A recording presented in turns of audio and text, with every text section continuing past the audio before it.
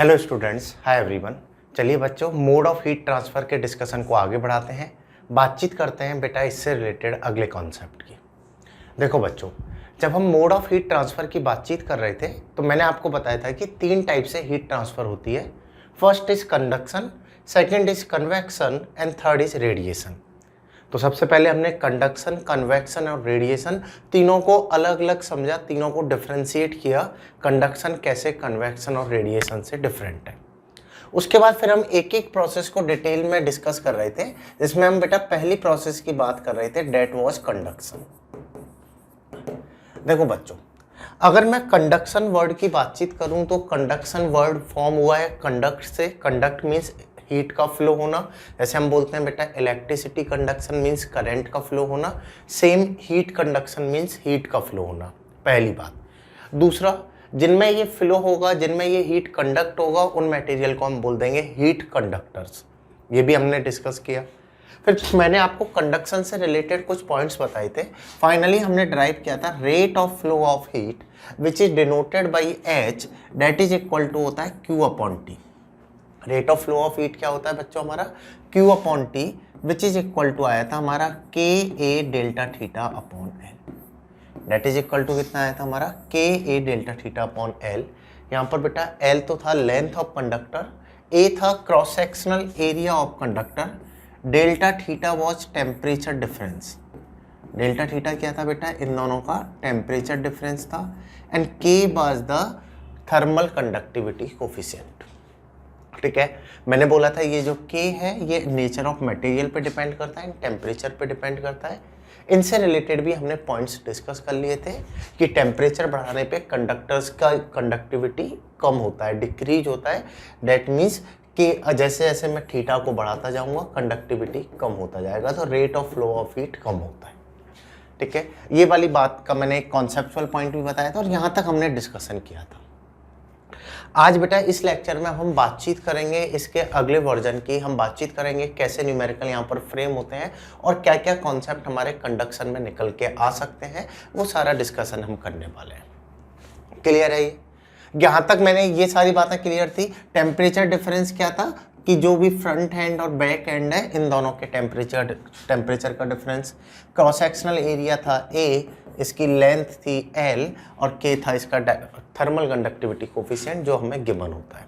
ठीक है, चलिए सबसे पहले तो बेटा इस फॉर्मूला पे न्यूमेरिकल की बातचीत कर लेते हैं, कैसा न्यूमेरिकल हमारा यहाँ पर फ्रेम हो सकता है। फॉर एग्जाम्पल लेट्स से मैं बोल देता हूँ बेटा आपको है ना, ये कोई भी सॉलिड ब्लॉक गिवन है। ठीक है, that like a door of refrigerator, जिसके आउटसाइड टेम्परेचर तो है बच्चों 27 डिग्री सेल्सियस और अंदर का टेम्परेचर है 0 डिग्री सेल्सियस। आउटसाइड कितना है 27, अंदर का टेम्परेचर दूसरी साइड कितना है 0 degree Celsius. Here the cross sectional area that is equal to है 2 metre square. Cross sectional area of this door is a 2 metre square and the thickness of this door that is equal to 10 centimetre, right? And the dielectric constant, and the thermal conductivity coefficient that is a K, which is equal to a beta 2 into 10 to the power minus 4. Then determine rate of flow of heat. Direct formula question मैंने पूछा है। जैसे अगर मैं refrigerator की बातचीत करूं तो रेफ्रिजरेटर का जो डोर होता है बेटा उसे हीट का इंसुलेटर मटेरियल से बनाते हैं। ऐसा क्यों किया जाता है? अगर इसके बारे में सोच के देखें कि रेफ्रिजरेटर के अंदर का टेम्परेचर काफ़ी कम है और बाहर का टेम्परेचर रूम टेम्परेचर के इक्वल है। अगर उसका डोर एक कंडक्टर हुआ हीट का, तो बाहर से हीट कंटिन्यूसली रेफ्रिजरेटर के अंदर जा रही होगी। इस कारण से रेफ्रिजरेटर को लगातार बहुत काम करना पड़ेगा अपने टेम्परेचर को मेंटेन रखने के लिए। डेट मीन्स इलेक्ट्रिसिटी कंजम्पशन भी बहुत ज़्यादा होगा और ऐसा पॉसिबल भी नहीं हो पाएगा कि वो अपना 0 डिग्री पर टेम्परेचर मेंटेन कर पाए। ठीक है, क्योंकि लगातार हीट बाहर से आ रही है। बट अगर उसे मैं इंसुलेटर मटेरियल का बना दूं तो बाहर की हीट रेफ्रिजरेटर के अंदर ही नहीं घुस पाएगी। डेट मीन्स बाहर का टेम्परेचर अंदर के टेम्परेचर को अफेक्ट ही नहीं कर पाएगा। अल्टीमेटली मैं बोल सकता हूं रेफ्रिजरेटर इजीली अपने अंदर का टेम्परेचर मेंटेन रख सकता है। बात आ रही है समझ में? तो कंडक्शन की प्रोसेस को अगर मैं स्लो कर दूं, हीट के कंडक्शन की रेट को अगर मैं कम कर दूं, तो रेफ्रिजरेटर वेल एफिशिएंसी से, बेटर एफिशिएंसी से काम करेगा, राइट? तो बेटा आपको यही बोला है कि यहाँ पर ये कोई रेफ्रिजरेटर डोर है जिसका area, length and temperature given है, थर्मल कंडक्टिविटी कोफिशिएंट भी हमें दिया हुआ है, हमें निकालना है rate of flow of heat क्या होगी। सीधा सीधा मैंने अभी फॉर्मूला वाली आपको प्रॉब्लम दी है, आप डायरेक्टली अटेम्प्ट कर सकते हो बेटा। Rate of flow of heat that is equal to होता है K A delta theta upon L. बस मैं इन सारे पैरामीटर्स की वैल्यू यहाँ पर पुट कर दूं तो rate of flow of heat की वैल्यू बड़ी आसानी से कैलकुलेट हो जाएगी। कहने का मतलब क्या है, तो here H is equal to K तो है 2 into 10 to the power -4, area is 2, temperature difference is 27 upon here length is 10 centimetre, right? बस इसको मुझे सॉल्व करना है। अगर मैं इसको सॉल्व करता हूँ 10 टू द पावर 2 से ये कैंसिल होता है तो 10 टू द पावर -3 आता है। Here H is equal to 2 to 4 into 27 that is a 108 into 10 to the power -3, so here I can say that is a 0.108। और अगर बेटा ये कैलोरी में पूरा डेटा तो that will become कैलोरी पर सेकेंड। आ रही बात समझ में? तो ये तो डिपेंड करेगा, डेटा आपको कैलोरी की टर्म्स में गिवन है या जूल की टर्म्स में गिवन है। इस तरीके से हम डिटरमाइन कर सकते हैं कि rate of flow of heat अपना क्या होगा। एकदम आसान है, बस हमें कॉन्सेप्ट समझना है सबसे पहले कि कंडक्शन होता कैसे है, rate of flow of heat का फॉर्मूला क्या है, ठीक है? ऐसा क्वेश्चन इतना डायरेक्ट तो नहीं पूछेगा, क्वेश्चन का लेवल थोड़ा अच्छा पूछेगा, उनकी भी हम बातचीत करेंगे, लेकिन हम एक एक स्टेप बढ़ाकर, ठीक है? सबसे पहले फॉर्मूले को हमें यूज में लेना आना चाहिए। फॉर्मूला है क्या, यहाँ तक क्लियर? चलिए आगे की बातचीत करते हैं। देखो बच्चों, जैसे अब मैं न्यूमेरिकल थोड़ा चेंज कर देता हूँ। लेट्स से आपको दिया हुआ है बेटा, ये कोई भी एक कंटेनर है, ठीक है, और इसमें हॉट वाटर फिल्ड है जिसका टेम्परेचर कितना है 100 डिग्री सेल्सियस। इसमें हॉट वाटर फिल्ड है और इसका टेम्परेचर है अपना 100 डिग्री सेल्सियस। यहाँ एक रॉड है, इसमें एक रॉड है, इसमें बेटा आइस है।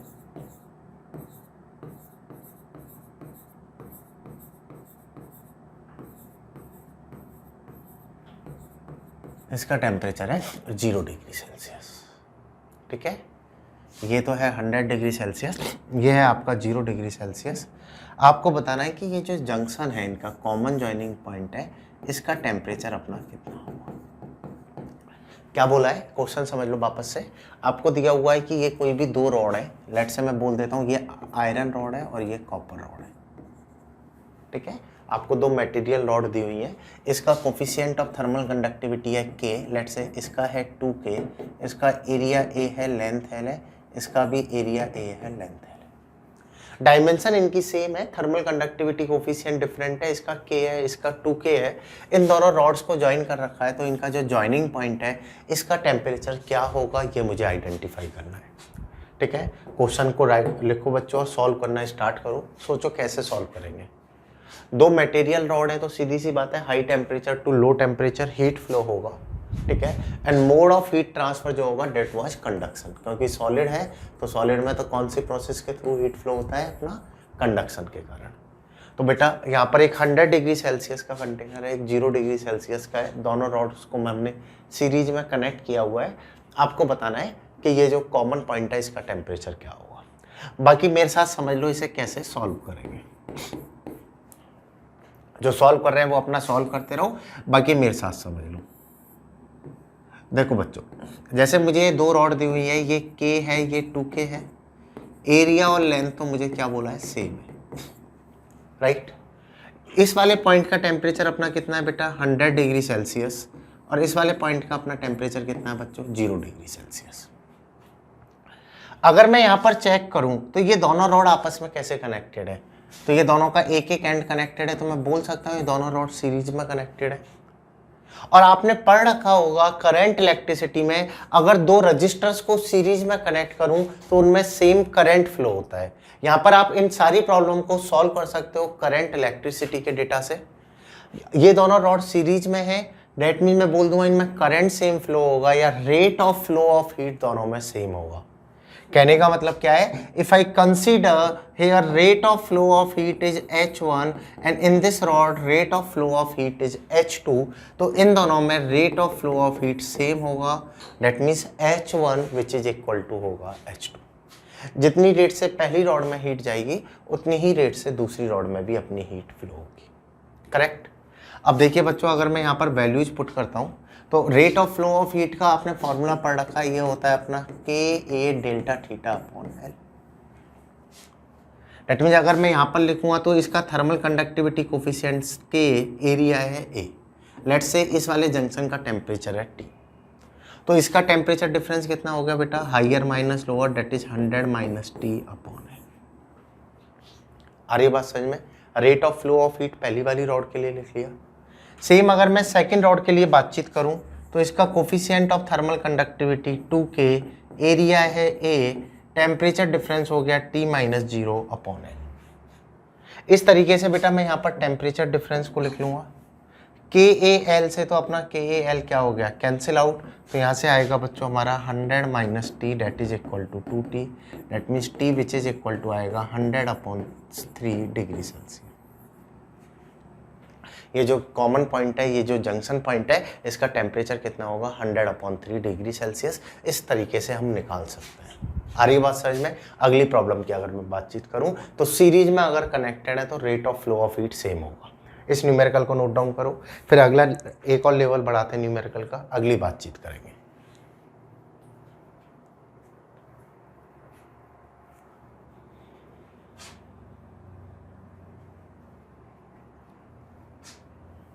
चलिए नेक्स्ट न्यूमेरिकल देख लो बच्चों। अब जैसे मैं इस न्यूमेरिकल का लेवल थोड़ा सा और बढ़ा देता हूं। मान लो आपको दिया हुआ है ये कोई भी 3 रॉड है, ठीक है। आपको 3 रॉड्स दी हुई हैं। लेट्स से ये रॉड A है, ये रॉड B है और ये रॉड C है। इनका आपको बोला है बेटा थर्मल कंडक्टिविटी कोफिशिएंट, इसका तो है 2K, इसका है 3K/2 और इसका है 3K। ये आपको थर्मल कंडक्टिविटी कोफिशिएंट दिया है। इसका टेम्परेचर है 100, इसका टेम्परेचर है अपना 20। इसका एरिया A है, लेंथ 2L है, इसका एरिया A है, लेंथ 3L है, इसका एरिया A है, लेंथ। मैंने इन पैरामीटर को भी बदल दिया, ठीक है। ये बेटा एक जंक्शन पॉइंट है, ये एक जंक्शन पॉइंट है। लेट्स से मैं बोल देता हूँ इस वाले जंक्शन पॉइंट का टेम्परेचर है T1 और इस वाले का है T2। Then determine T1 and T2। Determine T1 and T2, इनके बारे में आपको बताना है। Clear value. बाकी मेरे साथ समझ लो, जो सॉल्व कर रहे हैं वो अपनी वीडियो को पॉज कर लो। अगर मैं यहाँ पर रॉड के कनेक्शंस को एनालाइज करूँ तो ये तीनों रॉड आपस में सीरीज में कनेक्टेड है। डेट मीन मैं बोल सकता हूँ बेटा कि इनमें फ्लो होने वाला हीट का जो रेट है वो सेम होगा, बिकॉज रजिस्टर में सीरीज में सेम करंट फ्लो होता है। अगर मैं उसी पैटर्न को फॉलो करूं तो यहाँ पर ये तीनों सीरीज में कनेक्टेड हैं, तो इनमें बेटा rate of flow of heat भी सेम होगा। अल्टीमेटली मैं बोल सकता हूँ ए में रेट ऑफ फ्लो जो होगा वही बी में होगा और वही rate of flow of heat यहाँ पर सी में होने वाला है, राइट। बस मुझे क्या करना है, rate of flow of heat की यहाँ पर वैल्यूज को पुट करना है। जैसे अगर मैं फर्स्ट के लिए लिखता हूँ तो ये आएगा बेटा 2KA, यहाँ पर टेम्परेचर डिफरेंस कितना हो गया हमारा 100 minus T1 upon K length which is equal to 2L, right. मैंने क्या किया, H equal to KA delta T upon L formula को अप्लाई कर दिया। सेम बेटा अगर मैं सेकेंड वाले फॉर्मेट के लिए अप्लाई करूँ तो ये आएगा अपना 3K/2, एरिया इज A, यहाँ पर बेटा टेम्परेचर डिफरेंस है T1 minus T2 upon length is 3L। Same way में अगर मैं इधर अप्लाई करता हूँ तो ये आएगा अपना 3KA, या temperature difference is T2 minus 20 upon K length is L, ठीक है। That is equal to 2L और ये वाली लेंथ थी हमारी, सॉरी 3L, अच्छा ये 3K/2 है और डेट इज L। मैंने क्या किया, बस वैल्यूज़ को यहाँ पर पुट कर दिया। यहाँ पर ये इनमें rate of flow of heat same होने वाला था, राइट। अब बस मुझे क्या करना है, इन इक्वेशन को सॉल्व करके T1 और T2 की वैल्यू को डिटरमाइन करना है। अगर आप इसको देखोगे तो एक बार मैं इस पेयर को ले लूँ तो ये एक इक्वेशन नंबर 1 हो जाएगी, एक बार मैं इस पेयर को ले लूँ तो ये इक्वेशन नंबर 2 हो जाएगी, और मेरे पास दो वेरिएबल है T1 और T2, इनको सॉल्व करके मैं फाइनली अपना आंसर निकाल सकता हूँ। बात आ रही है समझ में? एक बार मैं ये वाला पेयर ले लेता हूँ, देन नेक्स्ट टाइम मैं ये वाला पेयर ले लेता हूँ। बस मैं एक एक पेयर को लेके सॉल्व करना स्टार्ट कर देता हूँ। चलिए बच्चों, इसे सॉल्व करना स्टार्ट करते हैं एक एक पेयर को लेके। अगर आप यहाँ पर चेक करोगे KAL तो कैंसिल आउट हो गया, ये 2 से 2 कैंसिल आउट हो गया, तो यहाँ इक्वेशन फॉर्म होगी 100 minus T1 that is equal to, यहाँ पर देखिए बेटा 3 से तो 3 कैंसिल आउट हो गया, ये आएगा अपना T1 minus T2 upon 2, right. इसको अगर आप सॉल्व करोगे तो that will become 200 minus twice of T1 that is equal to T1 minus T2 which will become equal to 3T1 minus T2 equal to 200। Equation number 1 मैंने क्या किया, एक बार इस पेयर को लेके एक इक्वेशन बना ली, सेम इस पेयर को लेके आप इक्वेशन बना लो एक। यहाँ पर भी आप 3KAL से 3KAL को कैंसिल आउट करोगे तो इक्वेशन फॉर्म होगी T1 माइनस T2 अपॉन के, ये हो जाएगा बेटा 6 डेट इज इक्वल टू, ये यहाँ पर कैंसिल आउट हो गया था तो ये आएगा T2 माइनस के 20, जिसको आप सॉल्व करोगे T1 minus T2 that is equal to 6 T2 minus के 120। ओवरऑल इसको आप इधर लाओगे तो डेट विल बिकम बेटा 7 T2 minus T1 is equal to 120। मैंने क्या किया, दो इक्वेशन अपने पास फॉर्म कर ली, एक T1 T2 के रेस्पेक्ट में ये वाली थी, एक T1 T2 के रेस्पेक्ट में ये वाली थी।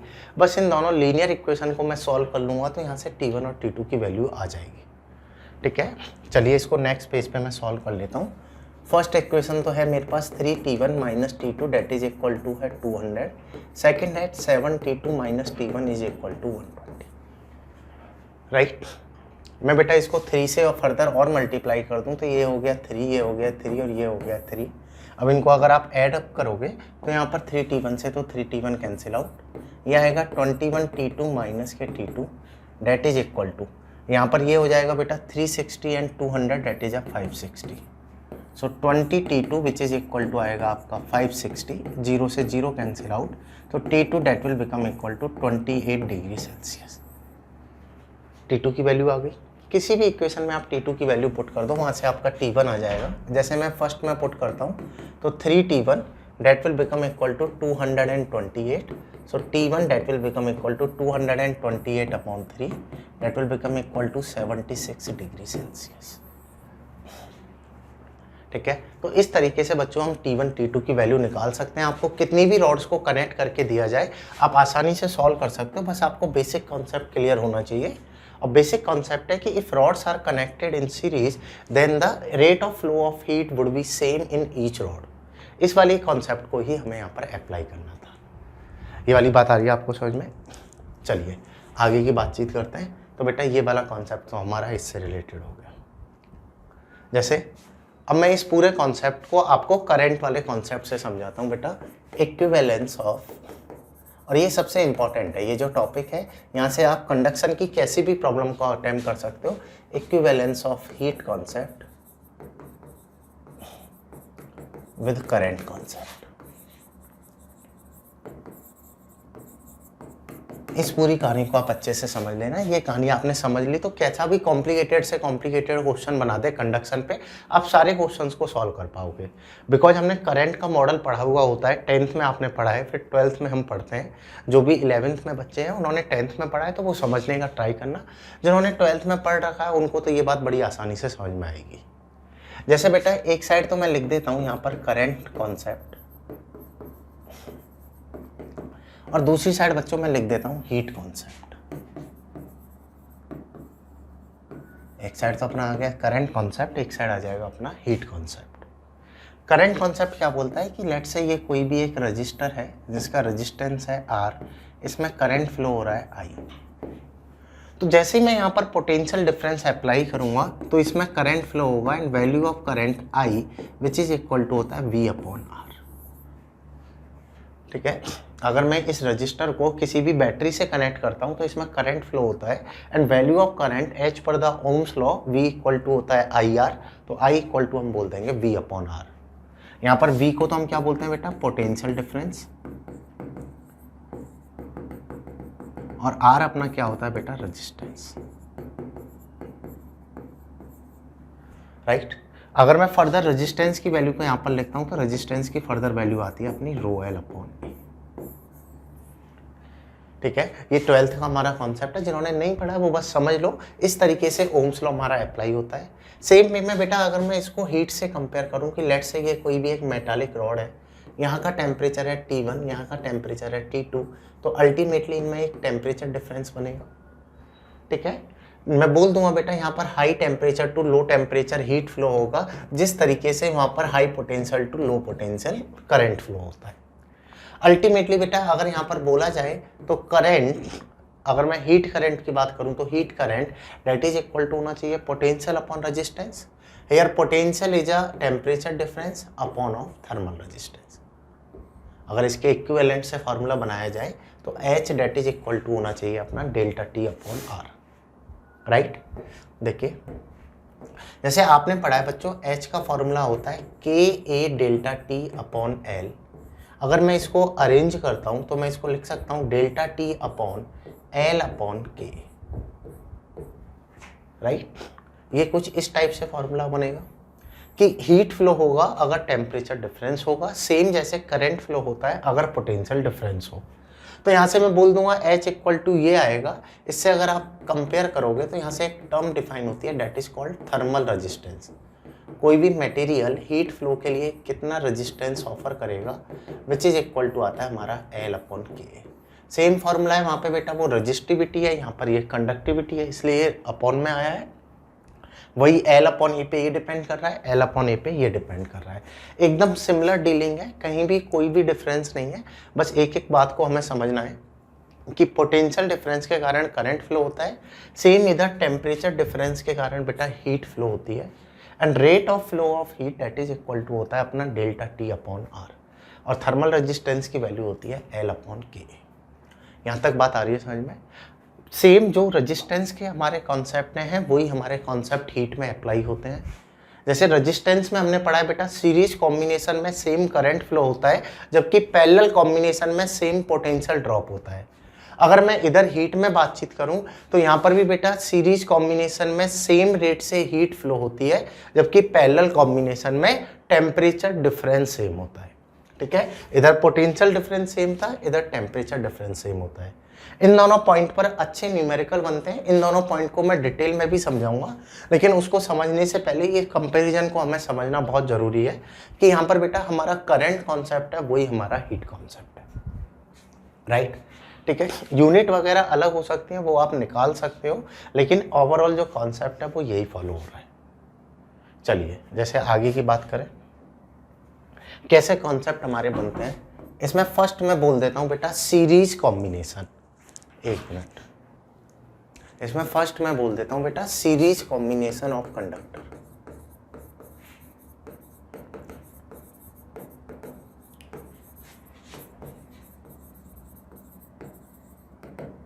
देखो बच्चों, जैसे कॉम्बिनेशन में हम दो टाइप का कॉम्बिनेशन पढ़ते हैं, एक होता है सीरीज कॉम्बिनेशन, सेकंड होता है पैरेलल कॉम्बिनेशन। सीरीज कॉम्बिनेशन में एक एक एंड आपस में कनेक्टेड होते हैं और फर्दर वो आगे कनेक्ट होते हुए चले जाते हैं। जैसे अगर मैं यहाँ पर बातचीत करूँ, आपको बोला है बेटा ये कोई भी एक रॉड है, ठीक है, ये एक दूसरी रॉड है, ये जो कनेक्शन है that type of connection is called series combination. आ रही बात समझ में? इस टाइप के कॉम्बिनेशन को हम बोलते हैं सीरीज कॉम्बिनेशन। लेट्स से मैं बोल देता हूँ, आपको बोला है थर्मल कंडक्टिविटी कोफिशिएंट इसका है K1, इसका है K2 और इसका है अपना K3। ये कितना है? K1 है, ये K2 है और ये K3 है।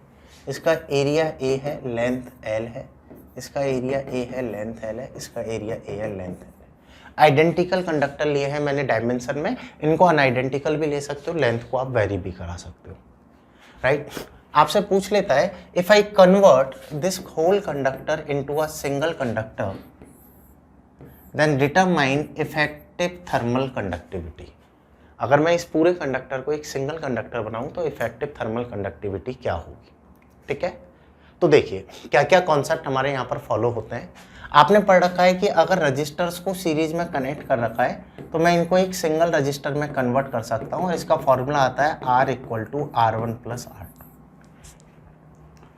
राइट, और यहाँ पर कॉन्सेप्ट बन के आता है कि सीरीज कॉम्बिनेशन में सेम करंट फ्लो होता है, अल्टीमेटली मैं बोल दूंगा बेटा same rate of flow of heat होगा।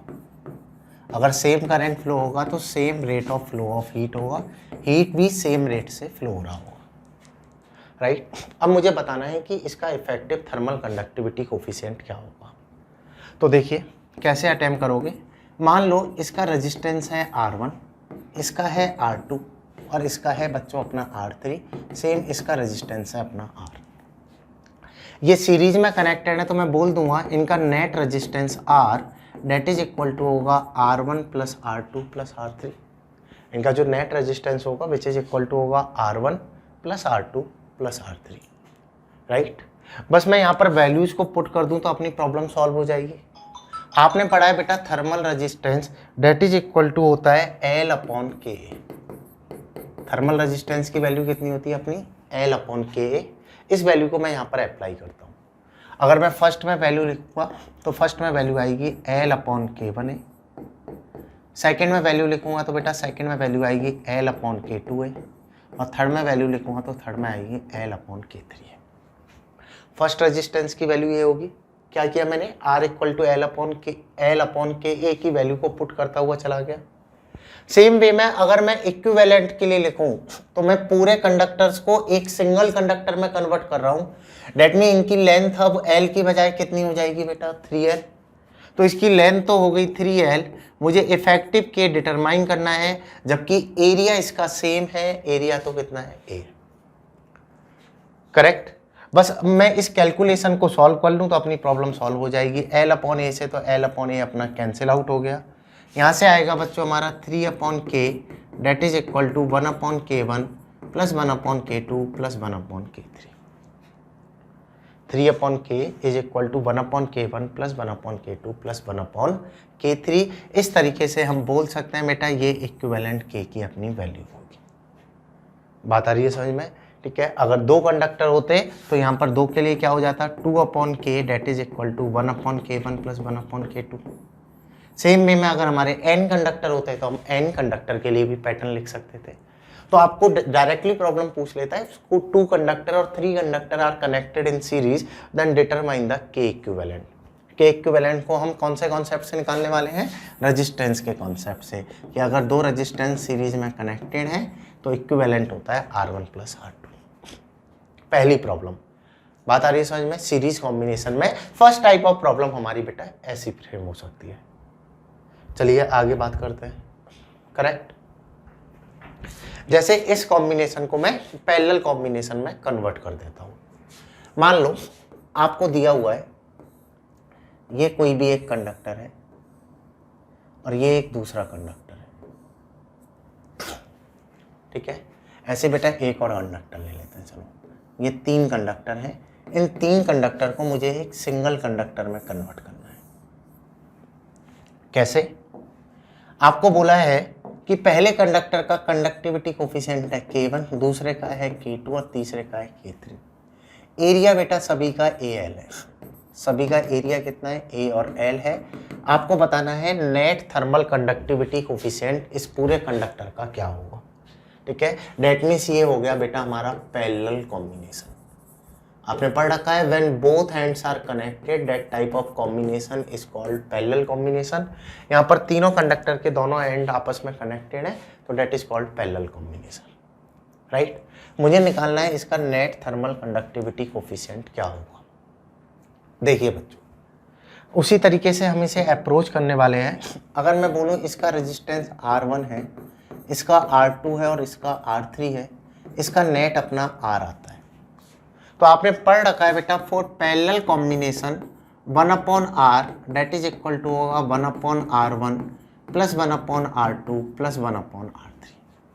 1 upon R that is equal to होगा 1 upon R1 plus 1 upon R2 plus 1 upon R3, right.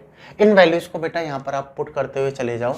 अगर आप चेक करोगे इसका एरिया है 3A और इसकी लेंथ अभी भी L है, एरिया A से कितना हो जाएगा 3A। अगर मैं यहाँ पर वैल्यू डालूंगा, आपने पढ़ रखा है resistance which is equal to क्या होता है L अपॉन के। चलिए वैल्यू पुट करते हैं। R1 की वैल्यू लेंथ है L, conductivity K1 multiplied by A। Same R2 की वैल्यू लिखोगे तो L/K2A, सेम R3 की लिखेंगे तो बच्चों ये आएगा L/K3A। रेजिस्टेंस है L/Ka, इस वैल्यू को मैं इस प्रोपोर्शन में रखता हुआ जा रहा हूँ। अगर मैं इसी तरीके से R की वैल्यू लिखूंगा तो R की लेंथ है L, एरिया हो गया 3A multiplied by K, correct. अब देखो बच्चों यहाँ पर जो भी कैंसिल आउट हो रहा है AL उसको तो हमने कैंसिल आउट कर दिया, तो K that will become equal to K1 plus K2 plus K3 upon 3। Value of thermal conductivity coefficient K that is equal to आएगा K1 plus K2 plus K3 upon 3। इस तरीके से इक्विवेलेंट थर्मल कंडक्टिविटी कोफिशिएंट निकाला जा सकता है, चाहे conductors को सीरीज में कनेक्ट करें अदरवाइज पैरेलल में कनेक्ट करें। नेट थर्मल कंडक्टिविटी कोफिशिएंट को बड़ी आसानी से हम डिटरमाइन कर सकते हैं। यहाँ पर K that is equal to होगा दिस वन। आ रही बात समझ में? ये तो हो गया बच्चों हमारा पैरेलल कॉम्बिनेशन, ये था हमारा सीरीज कॉम्बिनेशन। और यहाँ पर कॉन्सेप्ट क्या बनता है कि temperature difference across both ends would be same. जो टेम्परेचर डिफरेंस की वैल्यू होगी वो इन दोनों के अक्रॉस सेम रहेगी, टेम्परेचर डिफरेंस में कोई भी चेंज नहीं होगा। अगर यहाँ पर बेटा T1 T2 है तो यहाँ भी T1 और T2 होगा और इधर भी अपना T1 और T2 होगा, लेकिन इनमें rate of flow of heat अलग अलग हो सकता है क्योंकि ये पैरेलल में कनेक्टेड है। रेजिस्टेंस वाली कहानी है, रेजिस्टेंस अगर पैरेलल में है तो करंट अलग अलग हो सकता है बट पोटेंशियल डिफरेंस उन पर सेम रहेगा। सेम यहाँ टेम्परेचर डिफरेंस सेम रहेगा लेकिन rate of flow of heat हमारा अलग अलग हो सकता है। आ रही बात समझ में? चलिए इस कॉन्सेप्ट को भी नोट डाउन करो, फिर बेटा इन पर अब बातचीत करते हैं कंडक्शन पे कैसी कैसी प्रॉब्लम्स हमारी फ्रेम हो सकती है। ठीक है, कैसे कॉन्सेप्ट हमारे यहाँ पर आ सकते हैं, उन सारी चीज़ों को भी समझने का हम ट्राई करते हैं। चलिए देखो बच्चों, जैसे मैं पहला एग्जांपल ले लेता हूँ। आपको दिया हुआ है ये एक कंडक्टर है, ये एक दूसरा कंडक्टर है, इसकी कंडक्टिविटी है K, इसकी है 4K, इसका एरिया है A, लेंथ है 2L, इसका एरिया है A, लेंथ है 3L। ठीक है, डिटरमाइन K इफेक्टिव। आपको बताना है बेटा इसकी इफेक्टिव थर्मल कंडक्टिविटी कितनी होगी। दो रॉड्स हैं, दोनों रॉड को सीरीज में कनेक्ट कर रखा है, मुझे डिटरमाइन करना है इनकी इफेक्टिव थर्मल कंडक्टिविटी क्या होगी। नेट थर्मल कंडक्टिविटी की वैल्यू हमें निकालनी है। क्वेश्चन को कॉपी करो और सॉल्व करना स्टार्ट करो। पूरा कॉन्सेप्ट हमने पढ़ लिया है, उसी कॉन्सेप्ट को आपको अप्लाई करना है, आपके आंसर्स अपने आप आते हुए चले जाएंगे। चलिए बच्चों, तो सॉल्व करके देखते हैं इन दोनों रॉड्स के लिए K इफेक्टिव की वैल्यू हम कैसे लिखेंगे, K इफेक्टिव हमारा क्या होना चाहिए।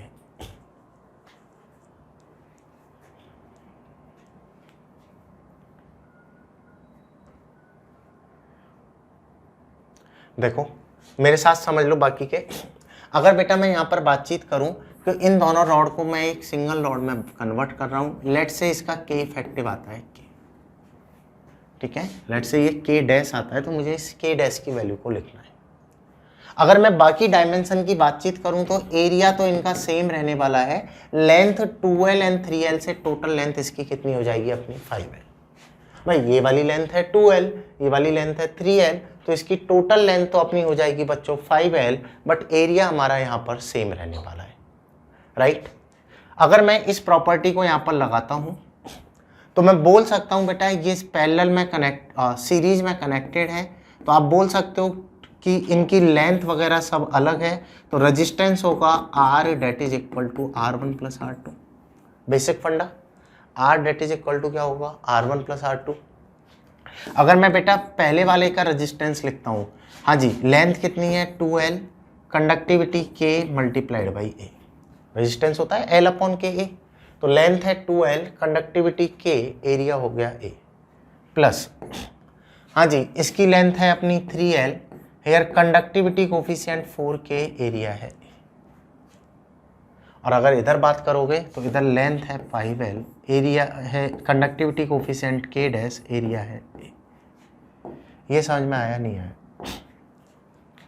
ठीक है, L अपॉन ए से तो L अपॉन ए अपना क्या हो जाएगा, कैंसिल आउट।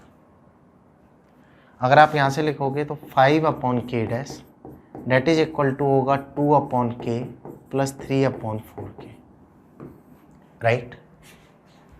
एलसीएम लेके देखो तो बेटा यहाँ पर एलसीएम आएगा हमारा 4k, ऊपर चला जाएगा 8 प्लस 3, तो k dash that will become equal to 20k/11। इसका जो नेट थर्मल कंडक्टिविटी कोफिशिएंट होगा that will become equal to 20k/11। इस टाइप की प्रॉब्लम अगर हमसे पूछ ले तो बड़ी आसानी से सॉल्व कर सकते हो, बस रेजिस्टेंस वाला कॉन्सेप्ट यूज में लेना है। R equal to R1 plus R2, वहाँ से आप निकाल सकते हो डायरेक्टली इनकी वैल्यूज अपनी क्या होंगी। आ रही बात समझ में? चाहे वो सीरीज में कंडक्टर्स को आपको कनेक्ट करके दे, चाहे वो आपको पैरेलल में कनेक्ट करके दे, सॉल्व करने का जो हमारा तरीका है वो सेम रहने वाला है, सॉल्व करने की जो हमारी अप्रोच है वो सेम रहने वाली है, उसमें कहीं भी कोई भी डिफरेंस अपना नहीं आएगा। क्लियर? तो मैं बोल दूंगा बेटा इस वाले कंडक्टर से ऐसा कंडक्टर हमारा फ्रेम होगा, राइट। चलिए, और कैसे क्वेश्चंस हमारे कंडक्टर पे बन सकते हैं अगले क्वेश्चन को समझने का ट्राई करते हैं। नेक्स्ट क्वेश्चन अब देख लेना, थोड़ा सा अब मैं अच्छा न्यूमेरिकल ले लेता हूँ।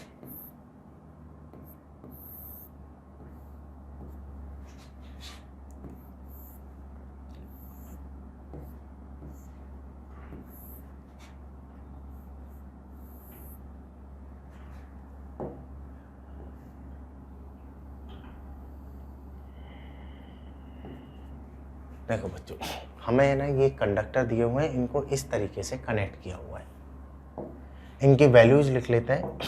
इसकी वैल्यू है k, एरिया है a, लेंथ है l, ये 2k a और इसकी लेंथ ले लेते हैं चलो 2l, ये है 3k, ये a, इसकी लेंथ ले लेते हैं 3l/2, राइट। आपको बोला है बेटा इस वाले एंड का टेम्परेचर है 100 डिग्री सेल्सियस, इस वाले एंड का टेम्परेचर है 40 डिग्री सेल्सियस, ठीक है।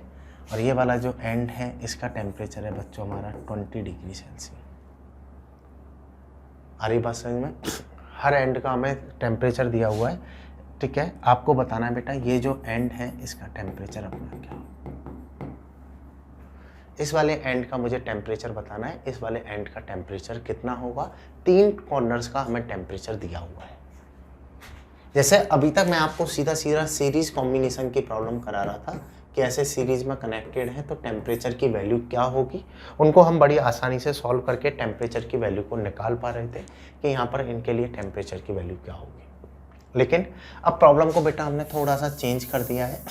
आपको यहाँ पर बोला है कि आपको ये 3 कंडक्टर दिए हुए हैं, इनको इस तरीके से जोड़ा गया है। आपको निकाल के देना है बेटा कि ये जो इनका जॉइनिंग पॉइंट है, इस जॉइनिंग पॉइंट पर टेम्परेचर की वैल्यू क्या होगी, टेम्परेचर को किस तरीके से लिखा जाए, इस चीज़ को सोच के देखते हैं। देखो क्लियरली देखकर हम बोल भी नहीं सकते कि ये सीरीज में कनेक्टेड है या पैरेलल में कनेक्टेड है, क्योंकि जो हीट जा रहा है वो दोनों में डिवाइड होने वाला है। इनका टेम्परेचर डिफरेंस भी सेम नहीं है, तो ना तो ये पैरेलल में है, ना ही इन दोनों में सेम हीट जा रहा है, ना ही ये दोनों सीरीज में है, ठीक है। तो ऐसी प्रॉब्लम अगर हमें दी जाए, इस टाइप से अगर कंडक्टर्स को कनेक्ट करें तो ऐसी प्रॉब्लम को कैसे अटेम्प्ट करते हैं। तो देखिए बच्चों यहाँ पर हम अप्लाई करते हैं किरचॉफ लॉ। किरचॉफ लॉ बोलता है कि total sum of current at any point और जंक्शन विल बी 0।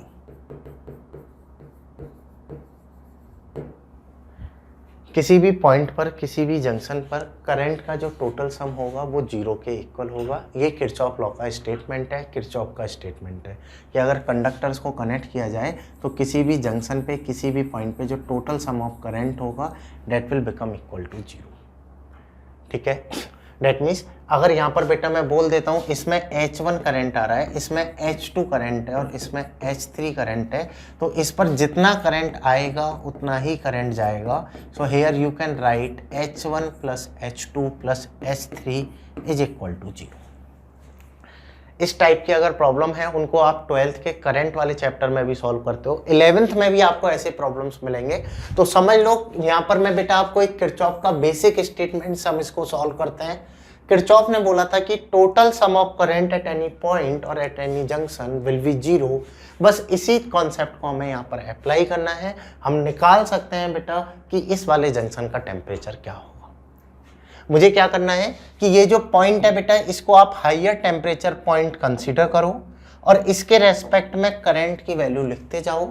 उनका टोटल सम को हमें किसके इक्वल कर देना है, जीरो के, क्योंकि जितनी करंट इस पॉइंट पर आएगी उतनी ही जाएगी, ओवरऑल टोटल सम तो जीरो ही होगा, राइट। चलिए इस वाली बात को अप्लाई करते हैं। जैसे अगर बेटा मैं पहले के लिए H1 की वैल्यू लिखता हूँ तो H1 आएगा, इसको हमें हाइयर पोटेंशियल लेके चलना है, that means higher temperature point, ठीक है। अपने आप आंसर पॉजिटिव और नेगेटिव से बैलेंस होगा, फाइनली आपका राइट आंसर आएगा। देखो कैसे, जैसे अगर मैं पहले के लिए लिखता हूं तो ये होगा के A delta T, delta T आप लिखोगे यहाँ पर बेटा T minus 100 upon L, K A delta T upon L. Same अगर मैं सेकंड के लिए लिखूंगा तो इसका के तो है बच्चों 2a, एरिया है a, delta T that will become equal to T minus 40। हमेशा टी को हाइयर पोटेंशियल लेके चलना है, upon K length, here length is 2l, right. मैंने सेकंड वायर के लिए करंट की वैल्यू लिख ली। सेम बेटा थर्ड वायर के लिए करंट की वैल्यू लिखो। थर्ड वायर के लिए होगा के, यहाँ पर के की वैल्यू है 3k ए डेल्टा टी अपॉन के एल। आ रही बात समझ में? तीनों के लिए वैल्यूज को लिख लो और तीनों की वैल्यूज का जो टोटल सम है डेट इज इक्वल टू होगा जीरो। तो एक इक्वेशन बनेगी टी की फॉर्म में जिसको हम सॉल्व कर सकते हैं। चलिए पुट करते हैं इन वैल्यूज को। पहले यहाँ तक समझ लो कि जो जिस भी पॉइंट के रेस्पेक्ट में हम लिख रहे हैं उसको आप हाइयर टेम्परेचर पॉइंट कंसीडर करो और उसके रेस्पेक्ट में आप इक्वेशन बना लो, करेक्ट। चलो बच्चों इन वैल्यूज को अब मैं पुट करता हूँ। मैंने बोला H1 plus H2 plus H1 plus H2 plus H3 equal to होगा अपना जीरो। तो बेटा यहाँ पर वैल्यूज आप पुट करते जाओ। ये आएगा के A T minus 100 upon L plus H2 की वैल्यू ये थी। H2 की वैल्यू अगर मैं पुट करता हूँ तो ये आएगा बच्चों अपना 2ka T minus 40 upon 2l plus H3 की वैल्यू अगर मैं पुट करता हूँ 3ka T minus 20 upon 3l upon 2 which is equal to हो जाएगा zero. H1 plus H2 plus H3 that is equal to होगा जीरो। तो तीनों की वैल्यू हमने पुट कर दी H1, H2 एंड H3 की। यहाँ पर देखिए के ए और एल तो कॉमन आके बेटा राइट साइड में जीरो की साइड चला गया। यहाँ पर 2 से 2 कैंसिल आउट हो गया, 3 से 3 कैंसिल आउट हो गया, करेक्ट। तो इक्वेशन में क्या क्या बचेगा, t माइनस 100, इधर बचा बेटा अपना t माइनस 40, ये वाला 2 ऊपर चला जाएगा तो ये बचेगा 2t minus 40 equal to zero, right. तो यहाँ से आया t and 2t that will become 4t which will become equal to 180। 100 40 40 is 180, so t that will become equal to 180 upon 4। और इसको अगर आप सॉल्व करोगे तो ये हो गया बेटा 4, 2 टाइम्स क्या तो ये आ गया 45 degree Celsius. That means junction का जो टेम्परेचर होगा that will become equal to 45 degree Celsius. Junction का टेम्परेचर हमारा कितना होगा 45 डिग्री सेल्सियस। इस तरीके से हम इसे निकाल सकते हैं, ठीक है। इन तीनों पॉइंट्स को हमने मिला के टेम्परेचर निकालना था। अगर मैं यहाँ से इसको ओवरऑल सॉल्व करूँ तो इस तरीके से हम लिख सकते हैं जंक्शन का जो हमारा टेम्परेचर आएगा डेट इज 45 डिग्री सेल्सियस। यहाँ तक बात आपको समझ में आई या नहीं आई, करेक्ट। आ रही बात समझ में? तो अगर हमारे ऐसे भी क्वेश्चन आ जाए, थोड़े कॉम्प्लेक्स प्रॉब्लम भी बन जाए तो हमें बिल्कुल भी नहीं घबराना है। बस हमारे करंट के कॉन्सेप्ट लगने वाले हैं। हालांकि 11th के स्टूडेंट करंट वाले कॉन्सेप्ट से इतने ज़्यादा फैमिलियर नहीं होते, लेकिन बच्चों अगर आप इनकी प्रैक्टिस करोगे तो करंट कॉन्सेप्ट समझना एकदम आसान है। आपने 10th में पढ़ा है, 12th में आप डिटेल में पढ़ते हो इसे, ठीक है। चलिए तो इस पूरी टर्म को आप नोट डाउन कर लो, फिर बातचीत करते हैं बच्चों अगले कॉन्सेप्ट की। ये थे हमारे कंडक्शन के न्यूमेरिकल। अभी हम बातचीत करेंगे और कंडक्शन के क्या क्या कॉन्सेप्ट हैं, कहाँ पर हमारी इंपॉर्टेंट रिजल्ट बन जाते हैं और कैसी ऐसी प्रॉब्लम्स हमारी यहाँ पर फ्रेम हो जाती हैं। अगर आपकी यहाँ तक कोई भी क्वेरी है कंडक्शन से रिलेटेड तो आप पूछ सकते हो अपने रेस्पेक्टिव टेलीग्राम ग्रुप पर। सो बच्चों, thank you for watching this video. I will continue next topic in the next video.